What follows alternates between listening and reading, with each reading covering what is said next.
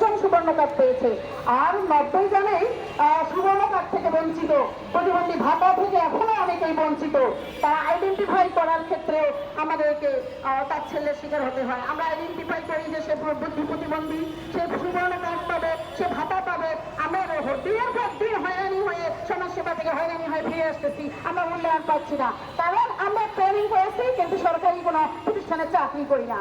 অথচ আমরা জানি যে সে প্রতিবন্ধী, তাকে আইডেন্টিফাই করতে পারি, তাকে শনাক্ত করতে পারি, তার অতি দ্রুত ভাতাটি করে দেওয়া দরকার, সেটা আমরা করতে পারতেছি না। তাহলে তারা কি করুণার পাত্র হয়ে বসে থাকবে?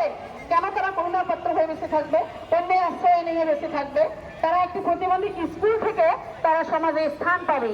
প্রতিবন্ধী স্কুলে যখন তারা আসে, নিজেকে তারা অনেক গর্ববোধ মনে করে স্কুল ব্যাগ ঘাড়ে নিয়ে সুন্দর করে মাথায় তেল দিয়ে চিরুনি করে স্যান্ডেল পরে শুক্রবারে এসেও তারা স্কুলে দরজায় করা নাড়ে। কেন?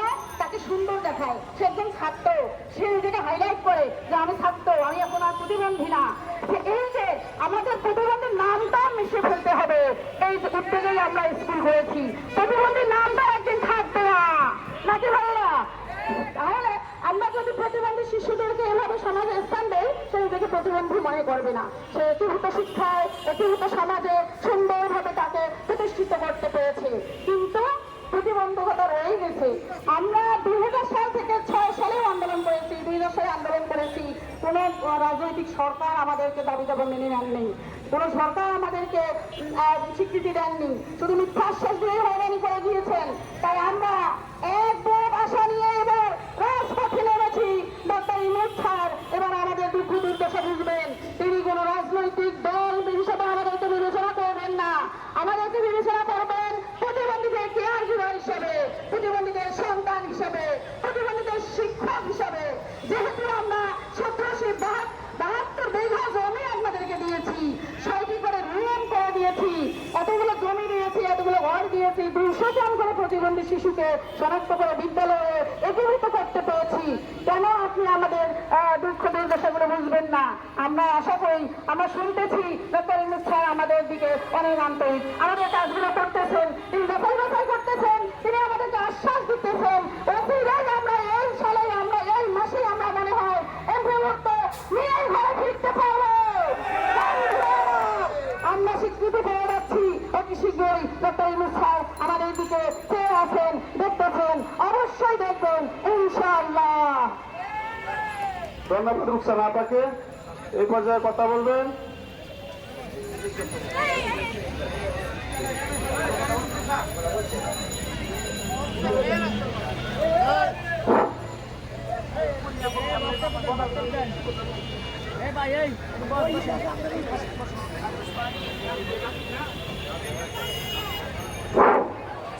এই পর্যায়ে অল্প সময় কথা বলবেন কেন্দ্রীয় কমিটির সহসভাপতি রাজু ভাই। ধন্যবাদ। ধন্যবাদ। আমরা আজকে এই প্রেস ক্লাব চত্বরে বাংলাদেশ প্রতিবন্ধী বিদ্যালয়ের সমন্বয় পরিষদ কর্তৃক আয়োজিত 21তম আন্দোলন অবস্থান কর্মসূচিতে আজকে 3য় দিন অবস্থান করছি। আমি আসলে কোনো বক্তব্য দিব না, আমার সহযোগী ভাই বোনেরা অনেক বক্তব্য দিয়েছেন, আপনারা তাদের বক্তব্য শুনবেন।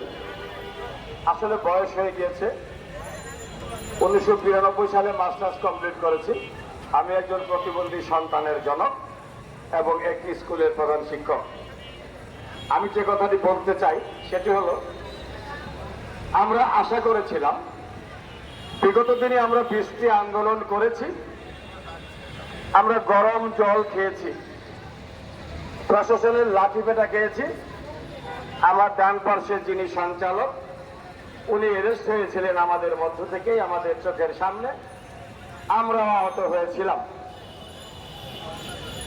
বর্তমান সরকার মানবতার সরকার বলে আমরা মনে করি।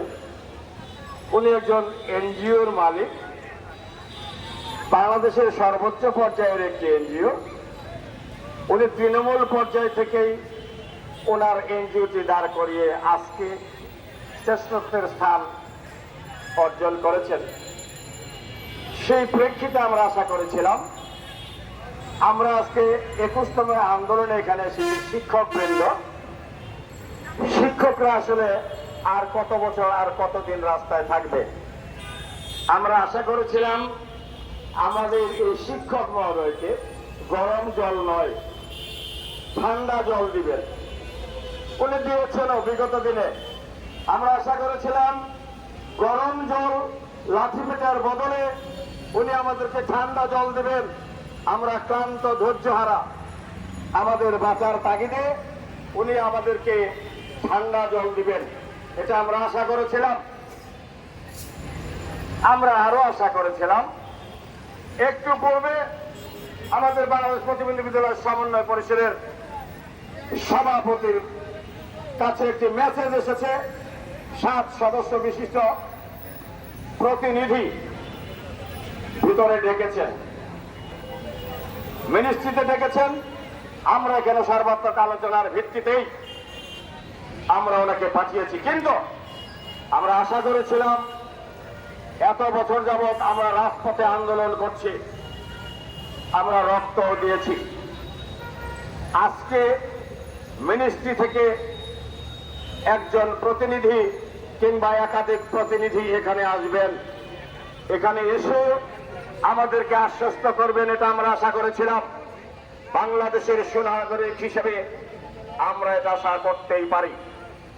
আমরা আশা করেছিলাম সুন্দর একটি নিউজের মাধ্যমে, প্রতিনিধির মাধ্যমে আমাদের সম্মুখে এসে উপস্থাপন করবেন, কিন্তু সে আশাটাও আমাদের গোড়ামানি হয়েছে।